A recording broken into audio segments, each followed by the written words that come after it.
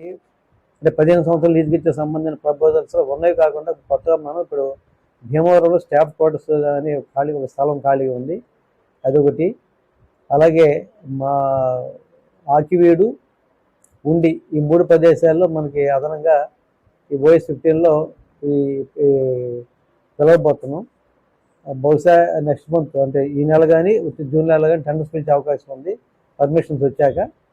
So ఈ 3 దగ్గర మనకి కొత్తగా ప్రాజెక్ట్స్ రాబోతున్నాయి. ఆల్రెడీ ఎగ్జిస్టింగ్ తాడిపల్లిగూడెంలో 3 ప్రాజెక్ట్స్ నడుస్తున్నాయి ఇక్కడ. అలాగే అత్తిలో ప్రాజెక్ట్ నడుస్తుంది, మార్టేలో ప్రాజెక్ట్ నడుస్తుంది.